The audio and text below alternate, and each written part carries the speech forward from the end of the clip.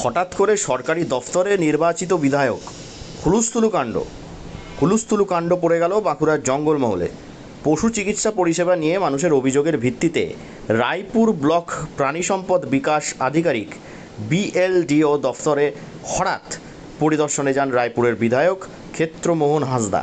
সঙ্গে ছিলেন BDO উদয়নারায়ণ দে। দফতরে উপস্থিত এক পশু চিকিৎসকের সঙ্গে পরিষেবা ও কর্মী সংকট নিয়ে আলোচনা করেন বিধায়ক।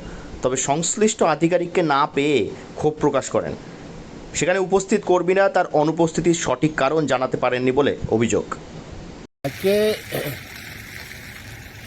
এই BLDO অফিসে এসেছিলাম ওনার খোঁজ নিতে, তো ওনাকে পাওয়া গেল নাই। আমি শুনলাম গতকালও আসেননি, আজও আসেননি, এবং এমনি পাবলিকের কাছ থেকে যেটুকু রিপোর্ট, উনি সময় মতো ঠিক প্রতি সপ্তাহের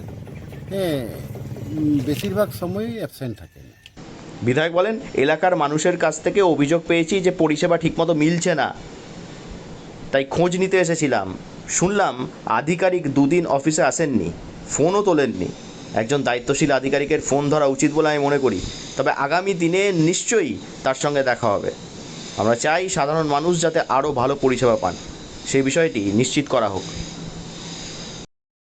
বা এখানে তার দপ্তর থেকে যেগুলো সাধারণ মানুষের পরিষেবা পাওয়ার কথা, সেই পরিষেবাগুলো ঠিকঠাক পাচ্ছে কি না সেটা জানার উদ্দেশ্যে আজকে এসেছিলাম, কিন্তু লোকটাই নেই আর কি জানবো। এবং এটাও জানলাম তিনি নাকি ফোন তুলতে চাননি।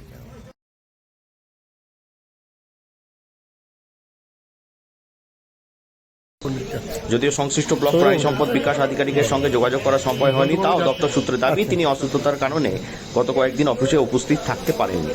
তবে বিষয়টি নিয়ে প্রশাসনের তরফে প্রয়োজনীয় খোঁজখবর নেওয়া হচ্ছে বলে জানা গিয়েছে।